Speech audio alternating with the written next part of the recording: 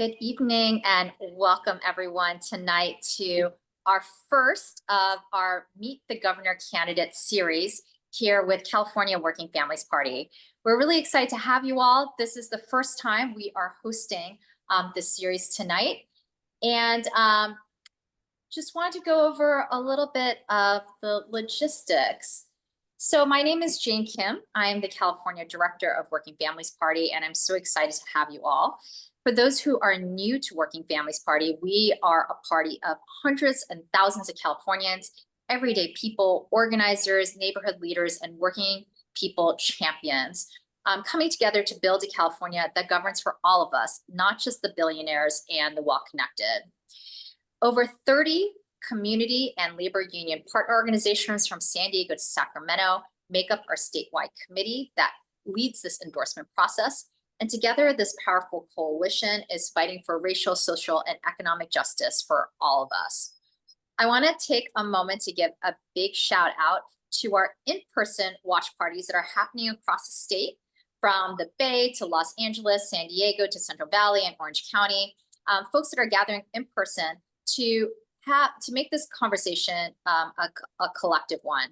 And over the next 2 weeks, we will be introducing the candidates who have applied for our endorsement. These interviews are a chance for members to hear directly from the candidates about their values, their policy priorities, and how they plan to stand with us. We're honored to kick off the series with Superintendent of Public Instruction, Tony Thurmond. Tony and I actually go way back.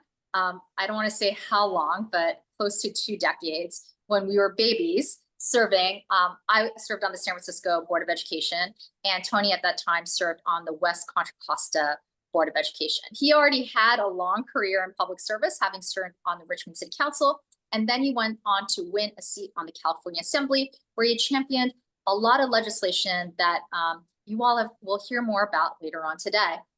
So thank you so much for joining us, and guiding and moderating tonight's first conversation is our chair of the California Working Families Party, Christina Livingston, who is the executive director of ACE Action California that leads on affordable housing and tenant protection policy advocacy throughout the state.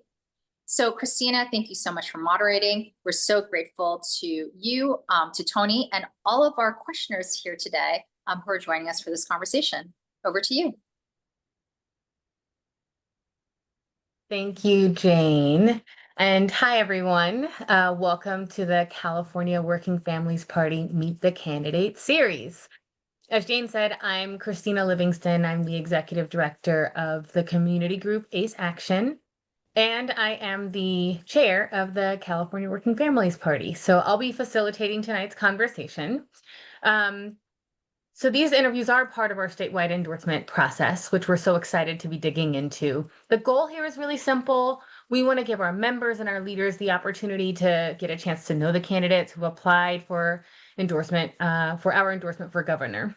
So this is a chance to hear directly from them about their vision for California, about the issues that matter most to working families. And over the next 2 weeks, we're going to be continuing this series. We'll be speaking with Congresswoman Katie Porter on Tuesday, October 14th at 6 p.m. and former California Controller Betty Yee next Thursday, October 16th at 6 p.m. So y'all put those in your calendars. As Jane mentioned, and maybe you can see Marco right now, there are watch parties happening across the state where WFP members are gathering in person to tune in and discuss what they're hearing. And as part of this process, we reached out to all of the top candidates for governor. The 3 candidates that you'll see in this series, Tony Thurmond, Katie Porter, Betty Yee, are the ones who completed our questionnaire and chose to participate in the endorsement process. So after these interviews, our process will continue. We'll be holding an official WFP forum in early 2026, where members from across California will have a chance to weigh in and help shape who the Working Families Party in California will ultimately endorse for governor. So yeah, tonight we're really excited to kick things off with the Superintendent of Public Instruction, Tony Thurmond. Thank you so much for being a part of this important process and for helping us to build a stronger, more representative movement for working people across California. Superintendent Thurmond, for members who may be meeting you for the first time, could you just take a couple of minutes to just introduce yourself and share your journey into public service? Yes, thank you, Chair Livingston. Uh, thank you, Jane, for the invitation, and to everyone at California Working Families Party. I've been elected for 18 years. Before that, I was a social worker, leading nonprofits in the Bay Area with foster youth and working with young people who were transitioning out of the criminal justice system. I've lived most of my life in Northern California. I reside in Richmond, and I'm a husband and a father of two daughters who are now 19 and 23. They've grown up as my political career has taken off. Um, Many of you know I was born in California at Fort Ord, which is now CSU Monterey Bay. My mom was an immigrant who came from Panama and became a teacher in California. My dad came from Detroit, Michigan, by way of Mississippi, and went into the Vietnam War. And that's the last time I saw my father until I found him on the internet. My mom raised four kids by herself until she couldn't. My mom was real sick, and when I was 6 years old, she lost her battle to cancer. And I went to live with a cousin in Philadelphia who I met for the first time when I showed up on her doorstep, and she raised us in a household where we often went without food. And so I grew up on the free lunch program, on food stamps, on government cheese. I ate so much government cheese, I thought the letters USDA were a brand name. These were programs to help my family overcome poverty, and allowed me to, as I said, become a social worker, and work with other young people who were in similar situations. I'm running for governor because I believe that we need to do better in this state and that we have to address homelessness, build affordable housing, and I'm happy to tell you about my plan to build 2 million housing units by the year 2030. We have to help to create good paying jobs, and we have to address healthcare. I support single payer healthcare. As governor, I will restore the cuts that were made this year to our universal healthcare program that cut undocumented families from that program. As a legislator, I voted to make all people in California eligible for universal health care, and I will restore that. I also believe that we need a governor who can fight against Trump and this administration. And in my current role, I've been suing the administration and fighting for California. And already we've been able to restore $1 billion in funds that were cut for California schools. And I wrote legislation that has now been signed into law to keep ICE off of our school campuses. And I've supported other legislation to keep ICE out of our hospitals and emergency rooms. I believe that we can do better in this state, and it would be an honor to have the endorsement of the Working Families Party and to serve the 40 million people in the great state of California. Thank you for the opportunity tonight. Thank you so much for that little primer for us. And we've got a bunch of folks who are on the line today who are ready to ask a little bit of specific questions related to some of the topics that you addressed. So let's get into those. We'll have them come on and ask the question, and you'll have 3 minutes to answer each one. We are going to start with Valerie Magdaleno, Santa Ana School Board Trustee and Orange County WFP member rep. Yes, Valerie, hello you there? everyone. Yes, can you hear me? Yes. Perfect. Hello, Superintendent Thurman. Hi, And hello Valerie. everyone watching. My name is Valerie Magdaleno, and I am on the Santa Ana School Board and also an Orange County WFP member rep. So I'm super excited to be here with you all today. My question for you is, California has 5.8 million students in our TK-12 public education system. 25 US states have populations lower than our public education system. Yet, despite being the fourth largest economy in the world, California ranks 21st in spending on a per pupil basis. How will you address this chronic problem, and what revenue solutions will you fight as governor? Thank you for the question, Valerie, and thank you for your service on the school board. I think one of the hardest jobs in elected politics, but one of the most rewarding. I have begun that work already to increase funding for our California schools. And we have, during my time, increased the education funds dramatically while also creating a new grade. We created preschool for every 4-year-old at no cost. We created universal meals for every hungry student. Mhm. We created $1 billion for arts and music education. But it is not enough because of the way our schools are funded. As you know, many of our schools are dealing with declining enrollment. And so I have sponsored legislation and will again to change how our schools are funded so that our schools can get guaranteed revenue based on their enrollment rather than average daily attendance. Our schools are probably being shorted $1 billion right off the top just based on the way we give schools revenue. California is one of only 6 states in the nation that does this. And so 2 years running, I've sponsored legislation to change that. And as governor, I would be honored to sponsor that legislation again and sign it into law to provide another $1 billion for our schools. Beyond that, we have to continue to hold corporations accountable. You know, Prop 13 has been robbing schools and cities and counties of revenue since it was passed. And we have to hold corporations accountable, and we need to have a wealth tax that taxes the wealthy. As governor, I will give a tax break to working families and middle-class families who can't afford to pay for gas, for groceries, and for housing. But I expect to tax those who are wealthy, to ask them to provide more for every sector of our community, including California schools. We can't go it alone on just income tax revenue, and that's why we have these deficits that we have every single year. And my goal is to get more permanent funding for California schools and for higher education. Thank you. Thank you. Thank you so much, Valerie, for the question.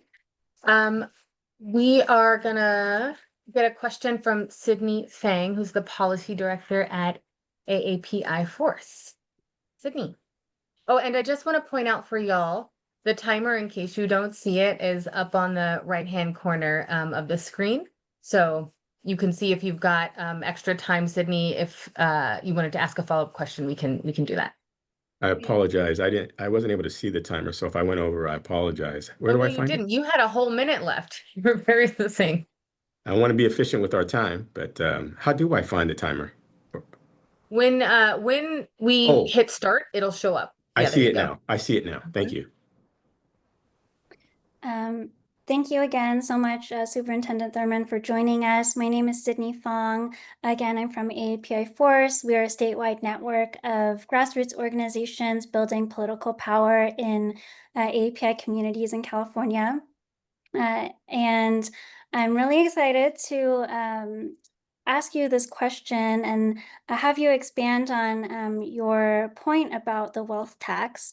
Yeah. So in this moment that we are in an ongoing federal budget attack from the Trump administration and the state budget deficit forecast, Governor Newsom has been unwilling to consider any taxes on large corporations and the top 1%. We want to know more about your plans for generating more revenue, and would you support and lead efforts on progressive revenue in our state?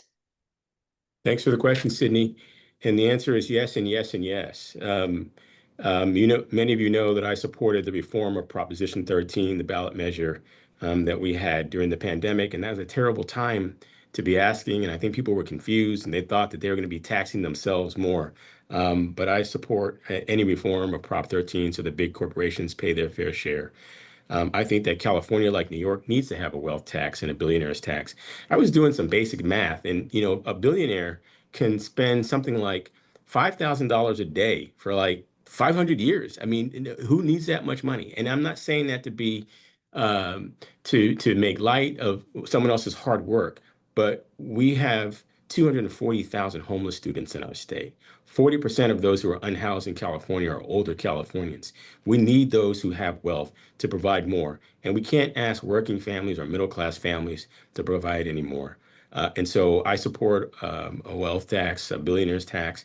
I believe that that revenue will help us to balance out many of our systems and provide additional dollars for our higher education systems. Our UC, CSU, and community college systems have been neglected for decades. The legislature is really the primary funder, and we can't expect for those costs to be balanced on the backs of students in tuition hikes. As a UC Regent and as a CSU trustee, I've voted against tuition hikes, but I think that we need to have more revenue. I've also introduced legislation this year that would create what we call a pay it forward system so that California students can go to college for free and not have debt. And after 4 years, after they graduate and they get a job, they can provide money to pay back what was provided for them, so they have revenue to support other students who come after them. There are places where we can also generate more revenue to help our state, but it means that we're going to have to hold companies accountable. Companies that misclassify their workers and use loopholes to get off from paying what they should be providing to the state of California. That money can go back into our budget, back into our economy to support more infrastructure and more growth and more development in the state of California. And as governor, my top priority is getting more revenue so that we can support those who need help vis-a-vis homelessness. We should be spending $1 billion every single year on affordable housing, and California should be #1 in per pupil spending, and it is my goal to get us there by getting us some new revenue measures to support these efforts. Thank you, Superintendent Thurmond, and really great to hear your support for the wealth tax as well. Thank you. Thank you, Sydney. Now we're gonna get a question on housing from an ACE member rep, Alejandro Villegas Vasquez. For those of you who do not speak Spanish, he will be asking the question in Spanish, and I will translate it so that folks in the audience can understand the question. So Alejandro está en mudo. You're on mute. Okay. Buenas tardes, mi nombre es Alejandro Villegas Vázquez. Soy miembro de ACE por 1 año. Soy de Contra Costa, de la oficina de Richmond, California.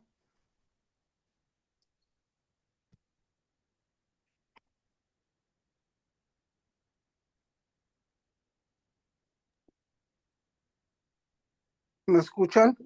¿Me escuchan? Sí, Alejandro, Sí. por favor. Yo puedo Ya. escuchar. Su pregunta, por favor. Mi pregunta es esta.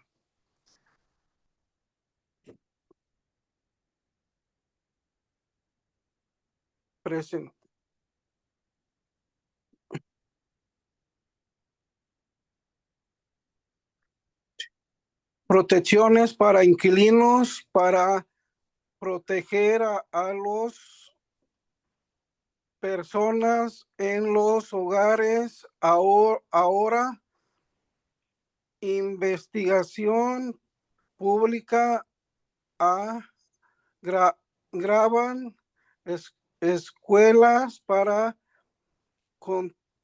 constituir alquiler más viviendas para familias de bajos recursos, ingresos de clase trabajadora de California.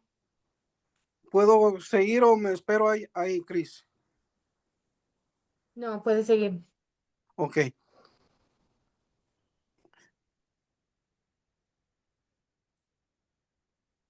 De apoyar a la reducción del límite de alquiler actual del Estado contundente, va a fijar en el 10% anual o un máximo de un 5%, y se comprometerá a trabajar para asegurar el 20%, $1,000 millones anuales que se requieren para construir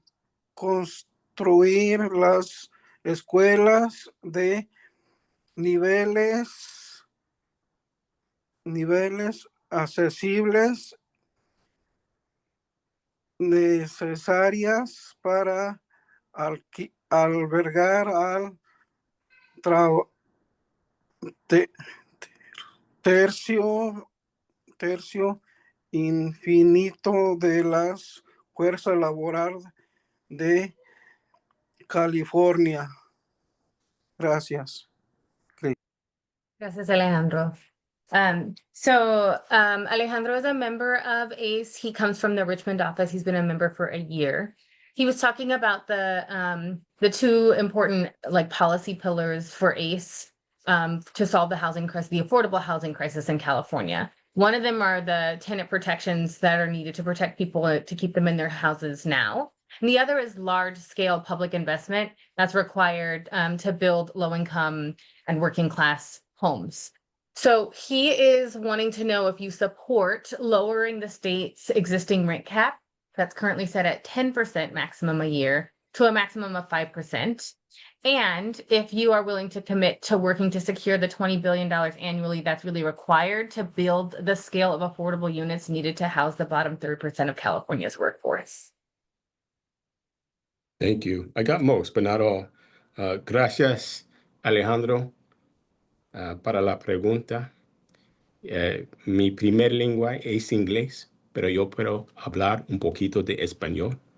Y gracias por todo. But I'm going to answer in English. And I will support the rent cap and to work to identify the $20 billion needed to build more affordable housing. Some of that money we already have in our possession. If you think about the $1 billion that was passed by Prop 1, that is to go out in grants to build affordable housing. And it does have some focus on helping those who are veterans, on helping those who are dealing with substance abuse, those who have mental health issues, but it is intended to be a start to help us get more affordable housing. I'm also working to pass legislation in the coming session that will get another $10 billion for building affordable housing. And that will have to prioritize many, including seniors, low-income residents in our state. I have supported for many years, including most recently in this budget, the low-income housing tax credit and those dollars that give us the ability to build affordable housing. This year, I was able to help secure $500 million for the low-income housing tax credit. And that has been the case since 2020. Every year, I've been able to help us get $500 million in low-income housing tax credits that we will use to build affordable housing. I'll just mention that my other vision for building affordable housing is using the surplus property that exists that school districts own all across the state. In every one of the 58 counties, school districts have surplus property that can be used to build affordable housing. It doesn't require any additional permitting, but it does require some startup funds for the school district. And I have written a bill that would give startup funds to the school districts to help them do the pre-development work and then provide them a little bit of technical assistance. If we built about a dozen units on the surplus property that exists in each of the 58 counties, we would get to 2.3 million units by the year 2030, which is, by the way, the exact number of units they've been telling us to build, that we're supposed to have 2 million units. And without that growth, without the supply, the demand has grown, and it allows those to speculate and charge a lot for rent and charge a lot for buying and selling of new homes. And so I've already begun this work, and we will work to build 2 million units using the surplus property, and we'll be able to do it faster because the school districts won't require any additional special permitting. And so I believe that we can and we will build more affordable housing for Californians at every income level. Gracias. Gracias a usted. Thank you. Gracias, Alejandro. It was kind of fun listening to the Oscar music. Come on. I didn't hear it. Oh, you didn't. It was I pretty missed good. out. All right, we're gonna have our next question from Ramses Theonichols, who's the Vice President of SEIU 1021. Ramses. All right. Thank you, Christina. Good evening, everybody. Good evening, Tony. Good evening. Ramses here from SEIU Local 1021, member org with California Working Families Party. And our question is related to us coming a lot from public services. As you know, over the years, we met some of our public schools members, right? But we also represent folks in childcare and healthcare by a lot, especially in Northern California, where we are located. So my question is, the federal budget recently passed by Trump and the Republicans will take tens of billions of dollars away from California's safety net every year. Would you sign legislation that requires corporations who benefit from our healthcare, safety net, and subsidized childcare programs to pay their fair share in the form of fines for high utilization in order to prevent harm to Californians who work in and benefit from the safety net programs that Trump is defunding? Thanks for the question, Ramses. I would sign that legislation, and a big shout out to all your members, including your members at the city of Richmond, who I had the pleasure to work with when I was a member of the Richmond City Council. And I was just visiting on Monday with one of your members who's in a different SEIU affiliate, who is a child care provider. And that's all we talked about is how do we increase the rates? How do we support those who provide child care in our child care worker community? And you might recall in the assembly, I was the chair of the Assembly Budget Subcommittee on Health and Human Services. And ever since I held that role in 2018, I've been advocating for increasing the rates for subsidized programs.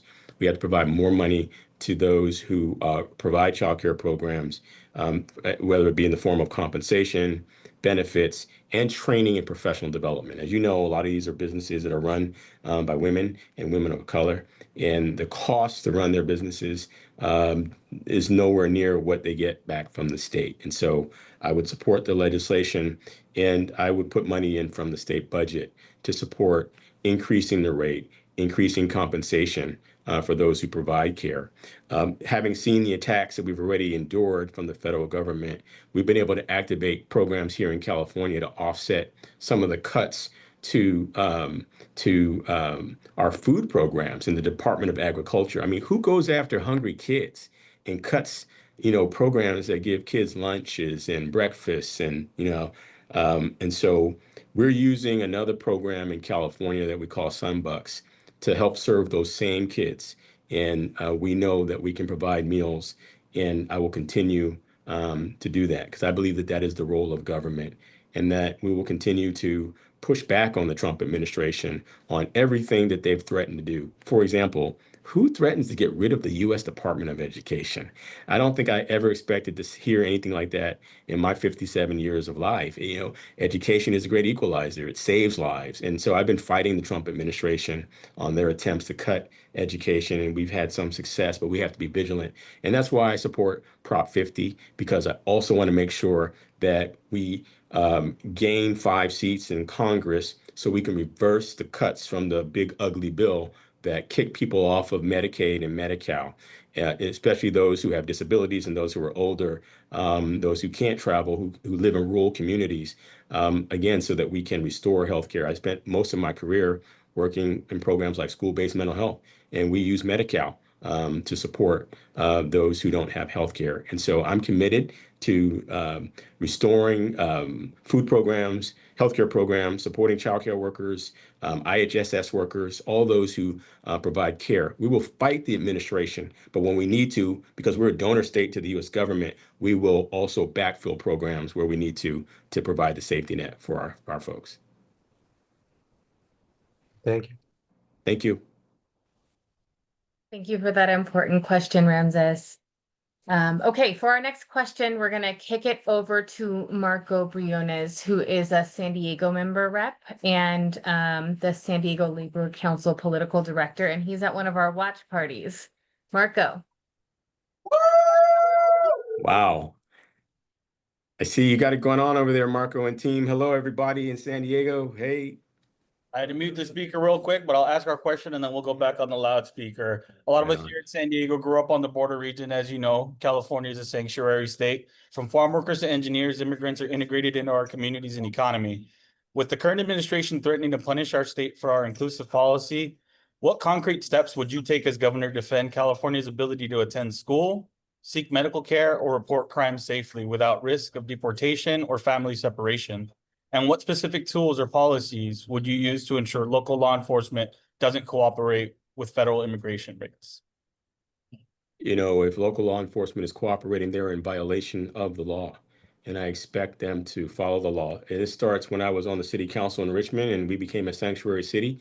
And we made it clear that our law enforcement was never to engage with ICE or any other immigration agencies. As I mentioned in my opening remarks, this year I wrote a bill that's focused on keeping ICE out of school. And the governor signed that bill into law just 2 weeks ago. And the reason I did that is because I value the experience of what immigrants bring for us, folks who just want to have a chance to work and support our economy and pay taxes. And as governor, I will champion the effort to restore a pathway to citizenship. I'm thinking about those immigrant individuals who are paying taxes into a system that they can't even get back. They can't collect Social Security, but they want to live the American dream and they want to support our local communities. And so that's why I wrote that legislation.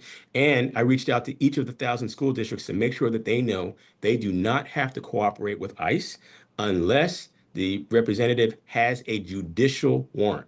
And we do training with our schools so that they understand that. We do training with families so that they understand that they don't have to cooperate with ICE and they don't have to let ICE into their home. And if they don't have a judicial warrant, then they don't have to open their door to them. And I will continue this until we create a pathway to citizenship. We've all seen that. I also supported legislation that the governor just signed. This was a bill that came from my hometown senator, Senator Jesse Adeguin, a bill that keeps ICE out of our hospitals and our emergency rooms. What kind of mean-spirited person would go after people who need health care and create fear so that no one wants to leave their home? I mean, I've met people who've told me they haven't left their home for weeks at a time. And the American people don't even support this. 60 to 70% of the American people have said that they will support a pathway to citizenship. We've got to create the old worker programs that we used to have and push back on a president who all he's doing is sending money to the private prison industry by working with ICE to round people up and to snatch people up and to cause fear. And I will build on this legislation that says we shouldn't have unidentified mass individuals who have the ability to go into communities and just wreak havoc and fear in our communities. As I mentioned, I come from a proud family of immigrants. My grandmother was born in San Andres, Colombia, and emigrated to Panama, where she met my grandfather from Jamaica. They cleaned bathrooms for a living to try and create a better life. And I think it's incumbent on us to give the opportunity for our immigrant brothers and sisters to enjoy the American dream. And I'm committed to that as governor. I'm committed to that in protecting them and creating even stronger laws to protect our immigrant brothers and sisters in the state of California. Thank you for that. Thank you, Marco. Okay, there are a few questions that have been coming in through Q&A, so I'm just gonna ask a few of those. A question that came in from Gary Holtz. What is your take or your plans to address the potential negative impact of AI on the job market and its potential to accelerate the rate of wealth distribution to the top 0.1%? Thanks for that question, Gary. Look, let me be really clear. I do not think that AI should replace our workers. I don't think any computer can do the job as an individual. I certainly don't want to see self-driving trucks. I just think that there's a harm and a risk that is created for the people of California when these things are allowed to happen. And so last year, I sponsored a bill to focus on how AI is introduced in education, for example. And right in the bill, we made it clear in bold letters that AI cannot replace teachers or classified staff. I think that the people who look at AI as a way to just let go of people to save a few dollars is penny wise and pound foolish. And I won't support that type of program. And so I've created this AI working group that is focused on how we use AI as a tool to complement what teachers and classified staff can do. And if AI can help to find a cure for cancer, then those are the benefits that I want to see us have. But I do not believe that AI can replace workers, nor should we approach it that way. I know that there are companies that are already, like Salesforce, said they're going to replace 3,000 employees using AI. And I just think that those companies no longer have the right to get state money. And we have to send a message that if you want to be a partner of the state of California, you have to treat your workforce well. I'm a former labor chair in the state assembly, and I've used my position to confront many a CEO who would do things like lay people off because they were trying to organize a union. And I'll do the same thing as it relates to AI. I do not think that that is the way to go to replace our workers. And so I'll continue to create guardrails and guidelines for how AI can be used, and hold companies accountable that strive to use AI to replace our workforce. Thank you, Gary, for that question. Another question from the chat from Vic Chow. PG&E costs keep going up. How will you address energy costs becoming too expensive for individual households?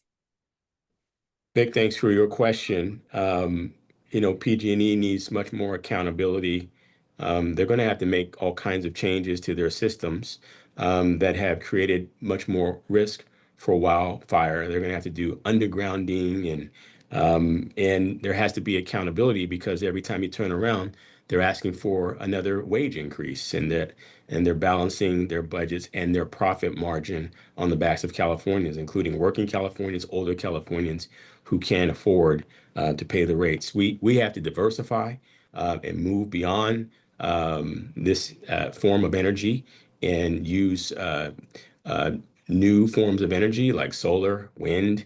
Some of you know that I started a construction training program that focuses on solar panel installation. We've created alternative opportunities for Californians to go outside of the traditional utility system, and to have community choice aggregation and to work with another utility where they have the opportunity to have clean energy and save some money. I believe that creating more of this competition will also help to drive down the cost and will make PG&E to be a more responsible partner to the people of California. We have to do this from the standpoint of climate change and environmental justice. I live in Richmond and in the footprint of a refinery. And so I've passed some of the toughest policies to hold those who pollute, those who spill gas or other chemicals, pay the toughest fines because of my legislation. And I believe that we have to hold them accountable.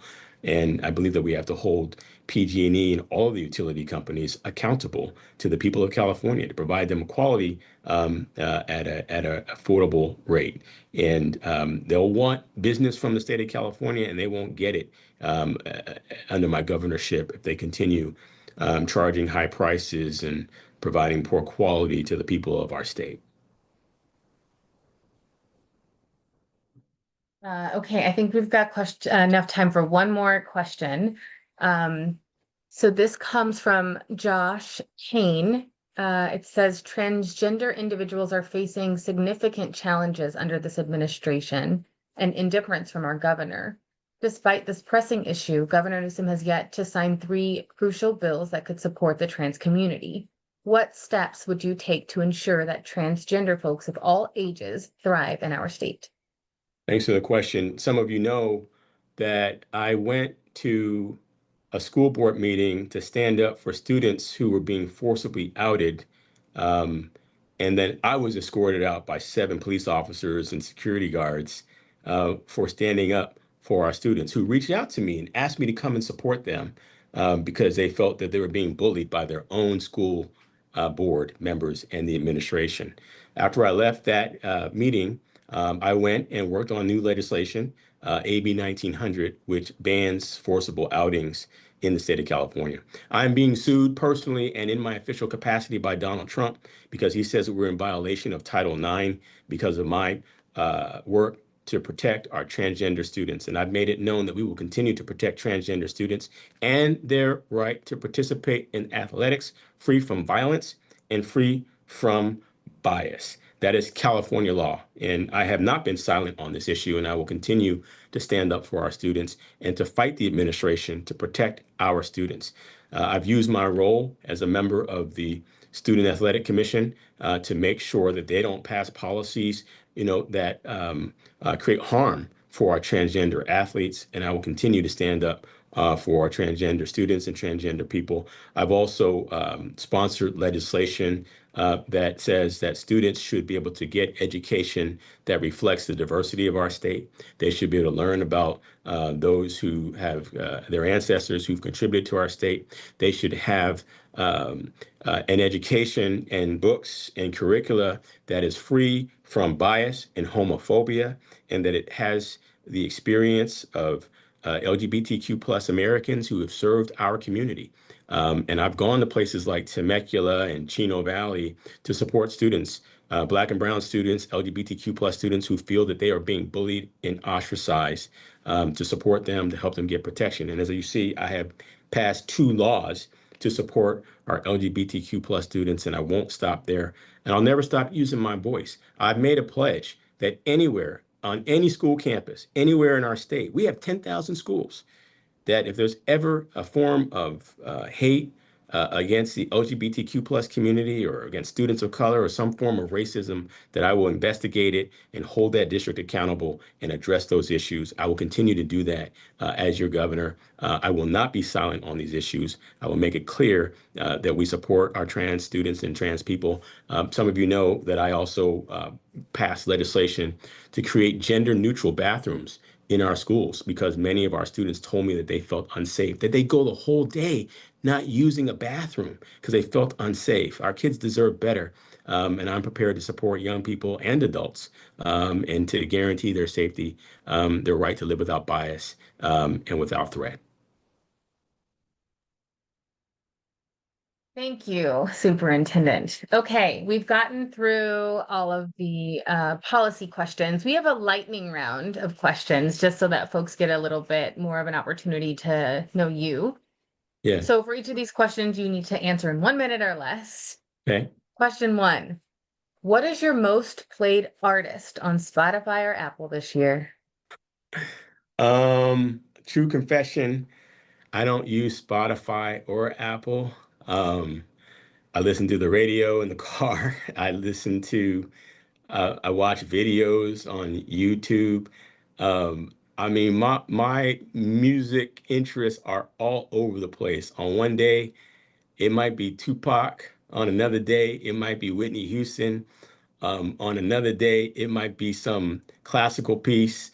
Um, but I always look for music that has inspiration. And if I had to say an artist that I listen to frequently is a vocalist named Marvin Sapp, who's in the gospel space, but I find his music very inspiring, having to overcome the death of his wife and to continue to try and help others with messages about how to get over the daily grind that we all go through. But I'm somebody who grew up listening to old school hip hop, breakdancing in my basement, dancing a little salsa and merengue, and I like it all. I think that you did a very good job of taking the full minute so that I didn't ask you to sing a little tune for us. Let's move on to the next question. What is your favorite national or state park in California? Well,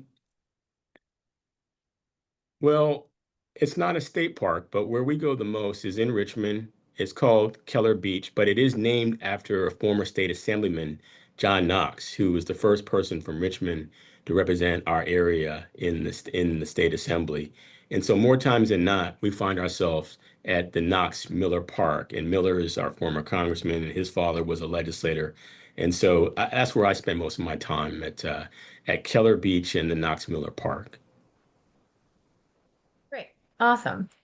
Okay, you got to be careful with your answer here. Warriors or Lakers? I'm a statewide elected official. I have to support all California teams. But I think many people have seen me. I'm a big fan of the Warriors. I'm a big fan of Steph Curry. I did get to know Kobe Bryant when he was a high school student. I had the opportunity to meet him because I ran a program for students of color who attended a boarding school that was a college prep program called A Better Chance. And I did meet Kobe, and he became one of my favorite Lakers. And so I do root for all California teams. I got love for the Lakers. I got love for the Clippers. But my number one's always going to be the Golden State Warriors. Unfortunately, that's the wrong answer. It's obviously Ejection. Lakers. I get ejected. Okay. If you could instantly acquire a new non-superhuman skill, what would it be? Non-human superhero skill. Non-superhuman Oh, skill. So like you can't have, ability to go invisible. got it. I do love all of the superhero genre, and because I always want to fix things. I see myself, I like government because I see it as a place for solutions. And so I'm always trying to fix things in the way that perhaps a superhero might skill. I almost said the ability to just to make more money because we need more money. I'm on a mission for us to create new revenue in this state. I just don't think we can keep asking people to do more with less. And I think that we witnessed so much instability in our budget. I mean, look at what happened during the pandemic. How is it that during the pandemic we had all these surpluses? That means people got rich during the pandemic off of you and I. And so I want us to stabilize our budget and have stabilized our revenue to be able to do more in California. I would join you in that effort to figure out how we get more progressive revenue in the state. All right. What is a job outside of your current career as an elected official that unexpectedly taught you something important? I've had several. I mean, I worked a lot of jobs trying to get through college. I worked as a waiter, as a bar back, as a busser, and I learned a lot about working with people and just having to hustle. Even now, I have worked with people with disabilities for many years as their personal attendant, and I've learned that people just want to be treated with respect and dignity. They just want to live their lives like anybody else. And I spent many years working for the regional center system to support those who have developmental disabilities as both a social worker and a manager. And that's the number one thing I've learned from work in that area. People just want to be treated with respect and dignity. And this is a great state. We have so many great things, but we have so much more work to do to make sure that everyone is given the same opportunity to have respect and dignity. And I'm committed to that as your governor. Okay, last lightning round question. Can you name a time when something went totally sideways, but actually ended up good for you? When it went sideways, ended up good. I'm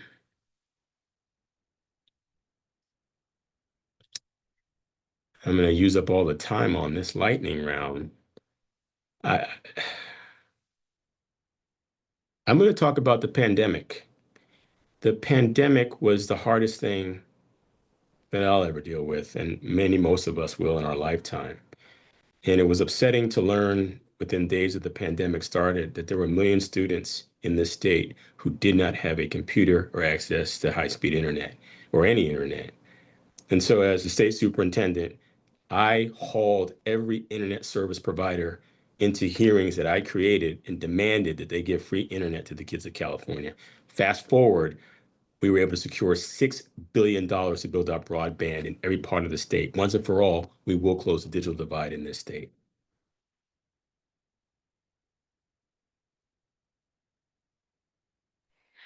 Those are all of my questions. I want to just thank you so much for taking the time to be here tonight to answer our questions.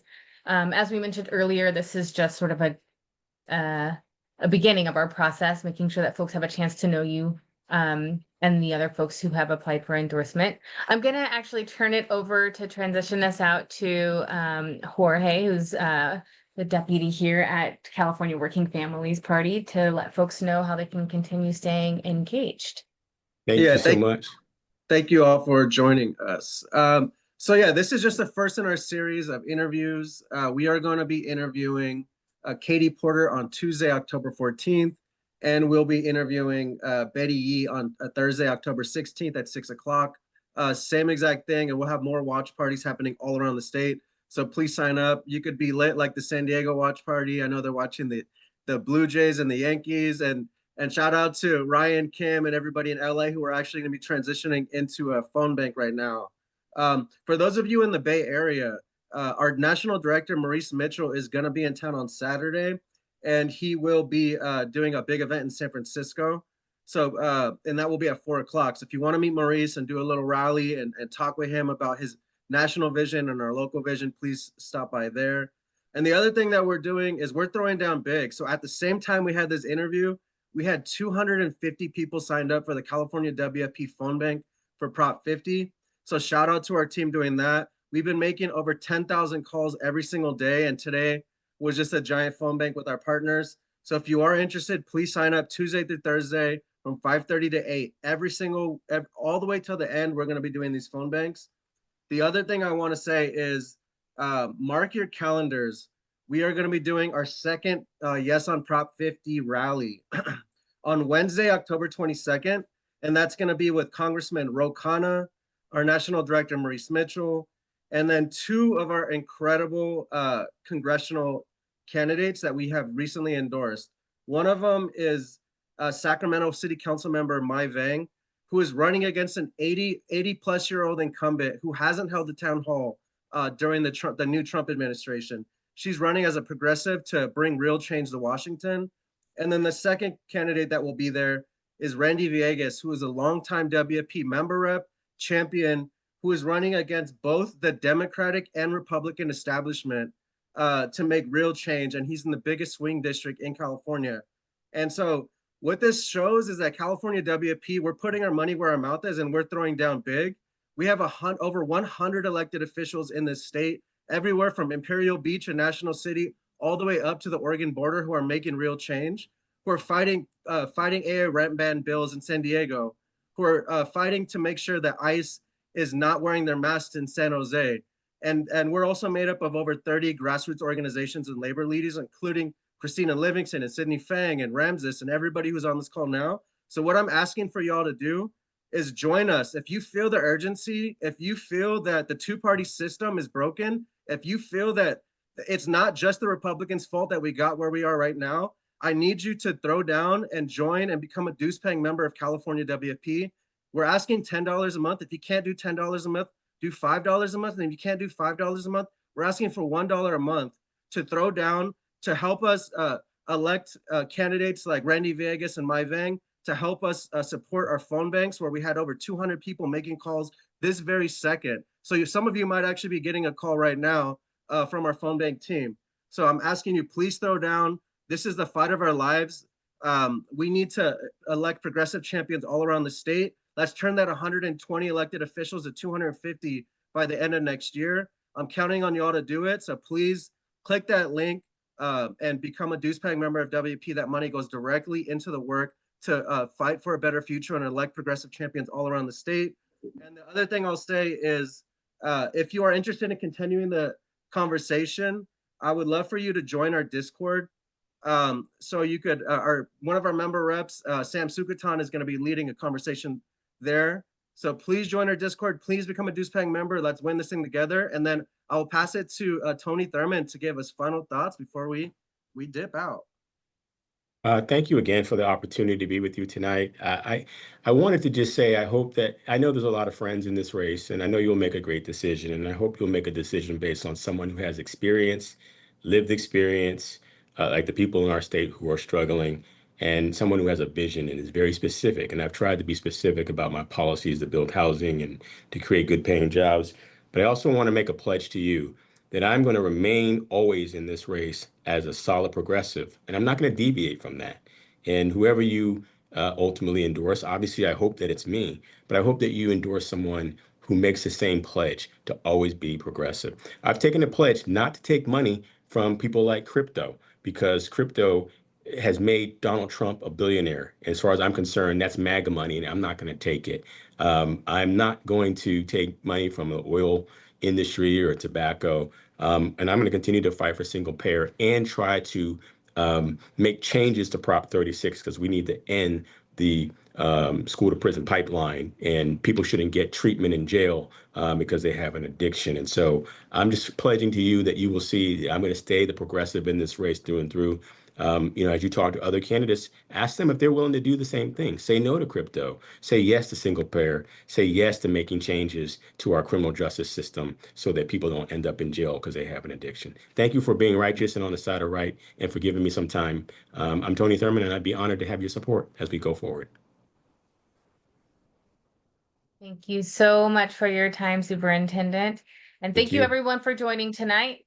Make your way over to the Discord, be a part of that conversation, sign up as a dues paying member, take a shift to get people to vote yes on 50, and we will be in touch soon.